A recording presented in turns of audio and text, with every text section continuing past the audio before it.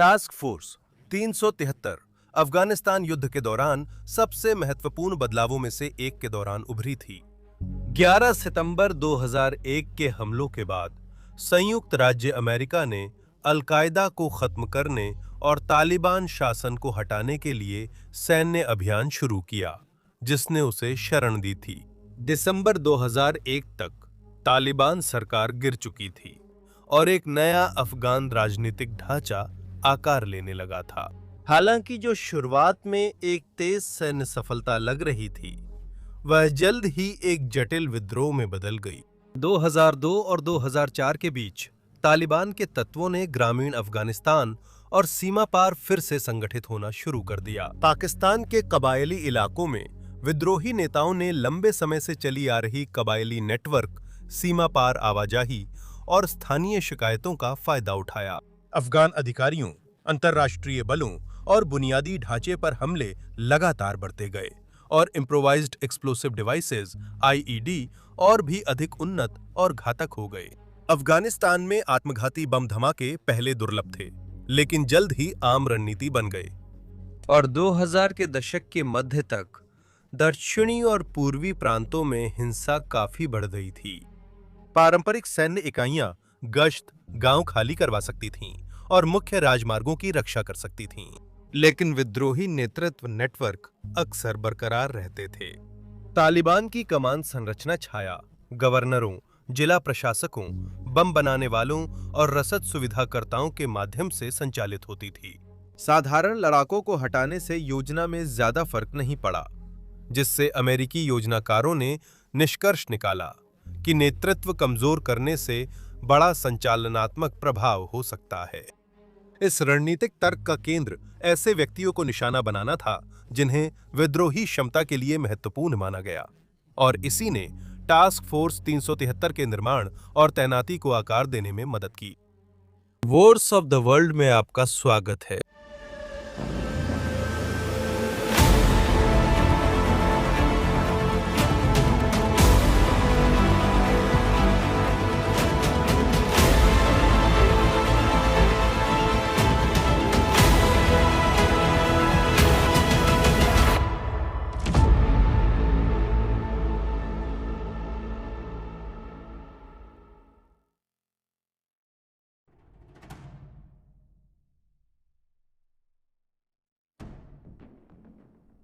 दो 2005 और 2006 तक अमेरिकी सैन्य और खुफिया समुदाय के भीतर बढ़ते विद्रोह को संभालने के सबसे अच्छे तरीके को लेकर बहसें तेज हो गई थीं।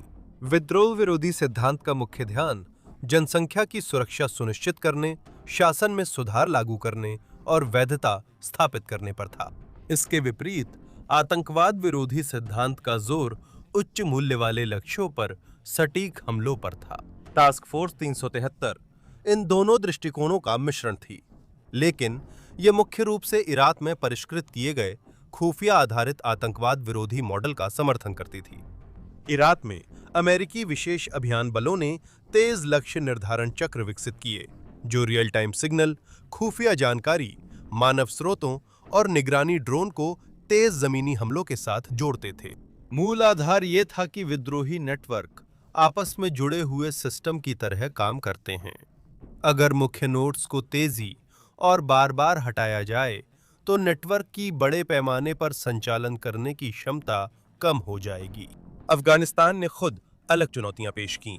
उसकी कठिन भौगोलिक स्थिति, बिखरी हुई आबादी और स्थानीय सामाजिक संरचनाओं में गहराई से जड़ें जमा चुकी विद्रोही गतिविधियां, इन सब ने अभियानों को और जटिल बना दिया। लेकिन फिर भी योजनाकारों का मानना था कि लक्षित दबाव हमलों की आवृत्ति को कम कर सकता है और स्थिरीकरण के लिए व्यापक प्रयासों के लिए जगह बना सकता है। टास्क फोर्स 373 संयुक्त विशेष अभियान कमान या जेएसओसी के अधिकार के तहत काम करती थी, जो संयुक्त राज्य अमेरिका के सबसे संवेदनशील विशेष अभियान मिशनों के समन्वय के लिए केंद्रीय केंद्र के रूप में कार्य करती थी। जेएसओसी को उन्नत खुफिया क्षमताओं वाली विशिष्ट इकाइयों को एक साथ लाने के लिए जाना जाता था, जो वो कमांड ढांचा प्रदान करता था जिसके भीतर टीएफ 373 काम करती थी।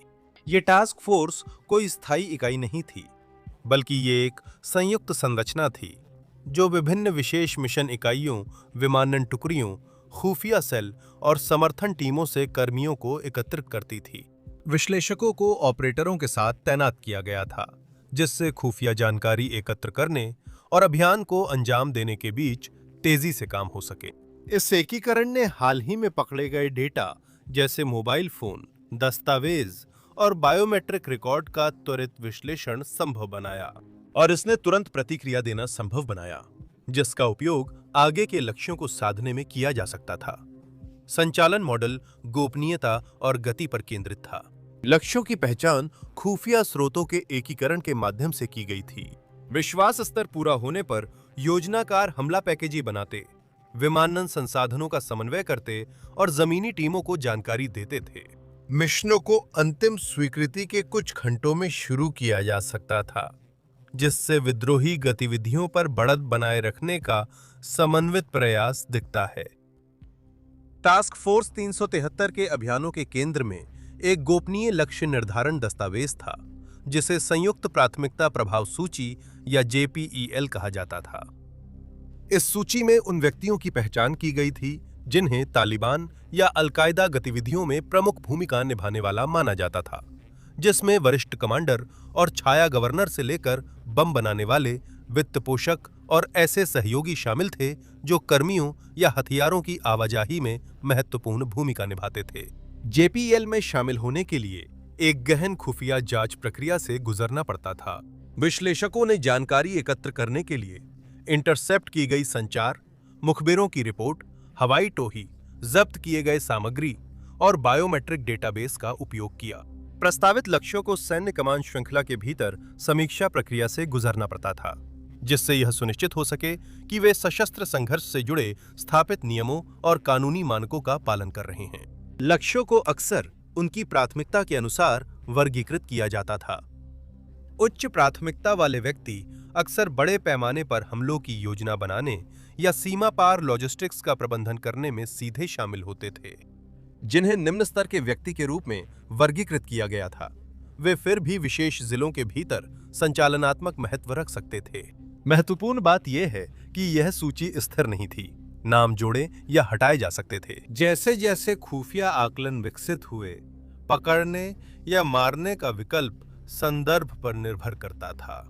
जहां भी संभव होता, मिशनों का फोकस संदिग्धों को पूछताछ के लिए हिरासत में लेने पर रहता था, क्योंकि वे नेटवर्क, फंडिंग और अभियानों की जानकारी दे सकते थे।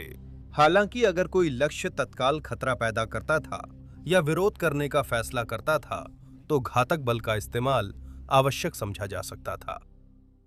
टास्क फोर्स 373 की प्रभावशीलता काफी हद तक खुफिया जानकारी और संकेतों के सहज एकीकरण पर निर्भर करती थी। खुफिया जानकारी ने अहम भूमिका निभाई, क्योंकि यह विद्रोही नेताओं के बीच संचार को रोकती थी, जबकि मानव स्रोतों ने बैठक स्थलों और सुरक्षित ठिकानों के बारे में महत्वपूर्ण जानकारी दी। मानवरहित हवाई प्रणालियां गतिविधियों के पैटर्न पर नजर रखती थीं और पहचान की पुष्टि के लिए बायोमेट्रिक डाटाबेस का उपयोग किया जाता था। ये खुफिया जानकारी एकत्र करने की प्रक्रिया एक नियमित चक्र का पालन करती थी, जिसे अक्सर find, fix, finish, exploit, analyse कहा जाता है। शुरुआत में विश्लेषकों ने एक संभावित लक्ष्य की पहचान की, फिर उन्होंने उस व्यक्ति के ठिकाने और गतिविधियों की पुष्टि की। इसके बाद ऑपरेटरों ने मिशन को अंजाम दिया। ऑपरेशन के दौरान एकत्रित सामग्री का आगे की खुफिया जानकारी के लिए उपयोग किया गया और अंत में विश्लेषकों ने चल रहे लक्षित प्रयासों का समर्थन करने के लिए जानकारी की समीक्षा की। इस चक्र की गति समग्र रणनीति के लिए अत्यंत महत्वपूर्ण थी। विद्रोही नेताओं का अक्सर परिसरों और गांवों में आना जाना होता था, इसलिए थोड़ी सी भी देरी खुफिया जानकारी को पुराना बना सकती थी। निगरानी, विश्लेषण और प्रत्यक्ष कार्रवाई को मिलाकर टास्क फोर्स 373 विद्रोही नेटवर्क के नेतृत्व पर लगातार दबाव बनाए रखने में सक्षम थी। टास्क फोर्स 373 द्वारा की गई अधिकांश कार्रवाइयां अंधेरे की आड़ में होती थीं, जिसमें रात का इस्तेमाल रणनीतिक लाभ के रूप में छुपाव बढ़ाने और दुश्मन लक्ष्यों के खिलाफ आश्चर्यजनक हमला करने के लिए किया जाता था। हेलीकॉप्टर विशेष हमलावर टीमों को दूर दराज और अक्सर दुर्गम घाटियों, कृषि परिसरों या बीहड़ पहाड़ी इलाकों में उतारते थे, ताकि उनकी दृश्य और श्रव्य उपस्थिति को न्यूनतम किया जा सके। कुछ मामलों में जमीनी काफिले लक्षित स्थानों तक चुपचाप पहुंच सकते थे। दुश्मन के पर्यवेक्षकों या संकेत देने वाले उपकरणों द्वारा पकड़े जाने से बचने के लिए बचावात्मक चालें अपनाते थे। मौके पर पहुंचते ही हमलावर टीमों ने तुरंत मजबूत घेरा बनाकर लक्ष्य और उसके साथियों के भागने के सभी रास्ते बंद कर दिए। प्रवेश टीमों ने मजबूत दरवाजे या दीवारें यांत्रिक उपकरणों या विस्फोटक से तोड़कर तेज अंदर प्रवेश सुनिश्चित किया।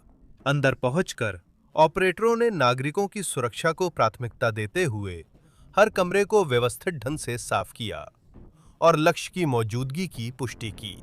अंदर मौजूद लोगों को सावधानीपूर्वक अलग किया गया और सुरक्षित किया गया, ताकि जोखिम कम किया जा सके, और बायोमेट्रिक डिवाइस का उपयोग करके जल्दी से पहचान की पुष्टि की गई, जिससे यह सुनिश्चित हो सके कि किसी निर्दोष व्यक्ति को अनावश्यक रूप से हिरासत में न लिया जाए। इसी दौरान विशेष संवेदनशील स्थल शोषण टीमों ने महत्वपूर्ण खुफिया सामग्री इकट्ठा करना शुरू कर दिया, जिसमें दस्तावेज, इलेक्ट्रॉनिक डिवाइस और अन्य संबंधित वस्तुएं शामिल थीं, जो भविष्य के अभियानों में मदद कर सकती थीं। ये मिशन जटिल और सटीक थे, पर इन्हें तेजी से पूरा करने को तैयार किया गया था। लंबी चली मुठभेड़ें न केवल आसपास के नागरिकों के लिए खतरा बढ़ाती थीं, बल्कि हमले में शामिल बलों के लिए भी गंभीर जोखिम पैदा करती थीं। सावधानीपूर्वक योजना बनाने के बावजूद सभी ऑपरेशन सुचारू रूप से नहीं हुए। खुफिया रिपोर्टें कभी-कभी अधूरी या गलत होती थीं, और ऐसे कई मौके आए जब लक्ष्य टीम के पहुंचने से ठीक पहले ही भाग निकलने में कामयाब हो गए। इसके अलावा किसी भी तरह का सशस्त्र प्रतिरोध तेजी से बढ़ सकता था, जिससे ऑपरेशन और भी जटिल हो जाता। अफगान परिसरों में अक्सर संयुक्त परिवार रहते थे, जिसका मतलब था कि रात के समय की घुसपैठ में अक्सर कई आम नागरिक शामिल होते थे।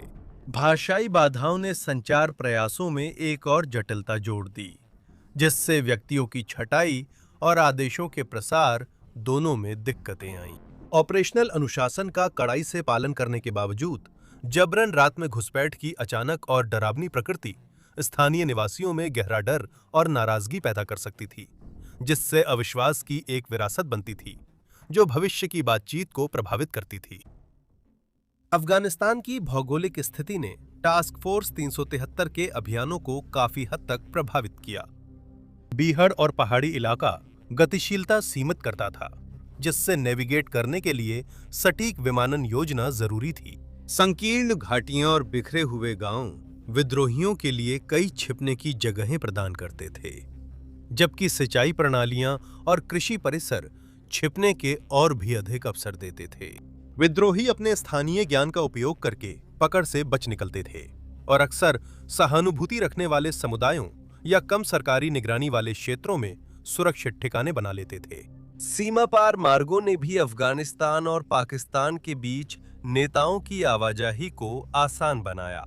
ऐसे जटिल माहौल में किसी विशेष व्यक्ति की सही पहचान करने के लिए विस्तृत खुफिया जानकारी आवश्यक थी, जबकि हवाई चित्रों से किसी परिसर की बनावट की पुष्टि की जा सकती थी। लेकिन किसी विशेष लक्ष्य की मौजूदगी की पुष्टि करना फिर भी एक चुनौती बना रहा।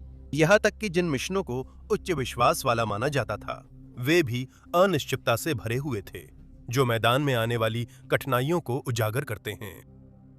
टास्क फोर्स 373 अंतर्राष्ट्रीय सुरक्षा सहायता बल या ISAF के पारंपरिक यूनिट से अलग तरीके से काम करती थी। जहां ISAF का ध्यान जनसंख्या की सुरक्षा सुनिश्चित करने, विकास पहलों को बढ़ावा देने और अफगान बलों को प्रशिक्षण देने पर था, वही TF 373 एक अधिक सीमित कमांड संरचना के तहत काम करती थी। इसका मतलब था कि मिशन की पूरी जानकारी गठबंधन सहयोगियों से साझा नहीं होती थी, जिससे खुफिया स्रोत सुरक्षित रहते थे, लेकिन कभी-कभी तनाव भी होता था। स्थानीय कमांडरों को, जो समुदायों के साथ संवाद करने के लिए जिम्मेदार थे, अक्सर छापेमारी होने के बाद ही जानकारी मिलती थी। इसके अलावा अफगान राजनीतिक नेताओं ने संप्रभुता और रात के समय किए जाने वाले अभियानों के सामाजिक प्रभावों को लेकर चिंता जताई। समय के साथ अफगान विशेष अभियान बल इन छापेमारियों में तेजी से भागीदारी करने लगे। अफगान कमांडो ने योजना बनाने और क्रियान्वयन दोनों चरणों में भाग लिया, जबकि अमेरिकी बलों ने आवश्यक खुफिया जानकारी और विमानन सहायता प्रदान की। ये बदलाव अफगान क्षमताओं को मजबूत करने और राजनीतिक संवेदनशीलताओं को ध्यान में रखते हुए किया गया था। हालांकि कुछ क्षेत्रों में अब भी विदेशी प्रभुत्व की धारणा बनी हुई थी। हानि को कम करने के प्रयासों के बावजूद टास्क फोर्स 373 द्वारा की गई कुछ कार्रवाइयों के कारण दुर्भाग्यवश नागरिक हताहत हुए। कुछ मुठभेड़ों के दौरान प्रतिरोध का जवाब देने के लिए सहायक फायर जैसे कि रॉकेट्स का इस्तेमाल किया गया। कभी-कभी गलत पहचान या त्रुटिपूर्ण खुफिया जानकारी के कारण दुखद परिणाम सामने आए। इन घटनाओं ने लक्षित हत्या की नीतियों पर बढ़ी हुई जांच को जन्म दिया। आलोचकों ने तर्क दिया कि नागरिक हताहत होने से काउंटर इंसर्जेंसी के उद्देश्य कमजोर हो जाते हैं, जिनका मुख्य फोकस स्थानीय आबादी की सुरक्षा और वैधता स्थापित करने पर होता है। अनजाने में हुई हताहत भी विद्रोही प्रचार का हिस्सा बन सकती हैं और अफगान अधिकारियों व अंतर्राष्ट्रीय बलों पर भरोसे को कमजोर कर सकती हैं। इन कार्रवाइयों के समर्थक तर्क देते हैं कि सटीक छापेमारी बड़े पैमाने की बमबारी या हिरासत से ज्यादा लक्षित और भेदभावपूर्ण होती हैं। वे ये उजागर करते हैं कि अभियान स्थापित कानूनी ढांचे के भीतर संचालित किए जाते हैं और वे संलग्नता के नियमों का पालन करते हैं। 2010 में टास्क फोर्स 373 की गुप्त गतिविधियां तब सुर्खियों में आईं जब चेल्सी मैनिंग द्वारा गोपनीय युद्ध क्षेत्र रिपोर्ट लीक की गईं और बाद में विकीलीक्स द्वारा इन्हें व्यापक अफगान युद्ध डायरी के हिस्से के रूप में प्रकाशित किया गया। इन दस्तावेजों में हजारों फील्ड रिपोर्ट्स शामिल थीं, जिनमें से कुछ में TF 373 द्वारा की गई विशिष्ट मिशनों का विवरण था, जो अफगानिस्तान में उच्च मूल्य के विद्रोहियों के खिलाफ लक्षित अभियानों के लिए पहचानी जाती है। इन खुलासों ने आधुनिक सैन्य अभियानों के जटिल संचालन विवरणों की अभूतपूर्व झलक दी, जिससे न केवल विशेष ऑपरेशंस बलों द्वारा इस्तेमाल की गई रणनीतियां सामने आईं, बल्कि इन लक्षित कार्रवाइयों के दायरे और आवृत्ति का भी पता चला। इस जानकारी की बाढ़ ने समकालीन युद्ध में राष्ट्रीय सुरक्षा और पारदर्शिता तथा जवाबदेही जैसे महत्वपूर्ण सिद्धांतों के बीच सही संतुलन खोजने को लेकर अंतर्राष्ट्रीय स्तर पर महत्वपूर्ण चर्चाओं को जन्म दिया। इसने ड्रोन हमलों और लक्षित हत्या के अन्य तरीकों के नैतिक प्रभावों को लेकर तात्कालिक और गंभीर सवाल खड़े कर दिए। इसने नीति निर्माताओं को ऐसे रणनीतियों के घरेलू और वैश्विक दोनों स्तरों पर व्यापक प्रभावों पर विचार करने के लिए मजबूर कर दिया। इतिहासकारों के लिए लीक हुए दस्तावेज एक महत्वपूर्ण प्राथमिक स्रोत बन गए, जो मैदान में सैन्य कर्मियों द्वारा झेली गई रणनीतिक वास्तविकताओं का दस्तावेजीकरण करते हैं और अफगान संघर्ष की जटिल प्रकृति को समझने में हमारी मदद करते हैं। इसी समय आधिकारिक पदों पर बैठे लोगों ने डिजिटल सूचना प्रणालियों के भीतर चिंताजनक कमजोरियों को पहचाना। संवेदनशील सैन्य डेटा को भविष्य में लीक होने से बचाने के लिए बेहतर साइबर सुरक्षा उपायों की आवश्यकता पर जोर दिया गया। आखिरकार इन लीक का प्रभाव आज भी महसूस किया जाता है, जो डिजिटल युग में युद्ध के संचालन पर चल रही बहसों को आकार दे रहा है। टास्क फोर्स 373 पोस्ट 9/11 युग में सटीक युद्ध का एक उल्लेखनीय उदाहरण है। यह दिखाता है कि कैसे आधुनिक सैन्य बल निगरानी तकनीक, खुफिया डाटाबेस, बायोमेट्रिक पहचान और त्वरित प्रतिक्रिया इकाइयों को मिलाकर नेटवर्क आधारित दुश्मनों से निपटते हैं। अमेरिकी सेनाओं की वापसी और 2021 में अफगान सरकार के पतन के बाद 2 दशकों की सैन्य रणनीति की फिर से समीक्षा शुरू हुई। कुछ विश्लेषकों का मानना है कि उस समय के दौरान चल रहे आतंकवाद विरोधी प्रयासों ने अफगानिस्तान को अंतर्राष्ट्रीय आतंकवादी गतिविधियों का सुरक्षित केंद्र बनने से रोका। इसके विपरीत कुछ लोग तर्क देते हैं कि भले ही कुछ सामरिक जीतें मिलीं, लेकिन वे बुनियादी राजनीतिक और संस्थागत विफलताओं की भरपाई नहीं कर सकीं। ऐतिहासिक दृष्टिकोण से टास्क फोर्स 373 खुफिया आधारित युद्ध की ताकत और कमजोरियों दोनों का प्रतीक है। यह डेटा एकीकरण और लक्षित अभियानों में विश्वास को दर्शाता है। फिर भी यह नागरिक परिवेश में गुप्त मिशनों को अंजाम देने की नैतिक जटिलताओं को भी उजागर करता है। इसकी कहानी अफगानिस्तान में संघर्ष की बड़ी कहानी में बुनी गई है। एक ऐसा युद्ध जिसे केवल सामरिक लड़ाइयों ने ही नहीं, बल्कि शासन की चुनौतियों, क्षेत्रीय गतिशीलता और सैन्य सटीकता को स्थायी राजनीतिक स्थिरता में बदलने के निरंतर संघर्ष ने भी प्रभावित किया है। टास्क फोर्स 373 21वीं सदी के आतंकवाद विरोधी अभियान की कहानी का एक महत्वपूर्ण अध्याय बना हुआ है।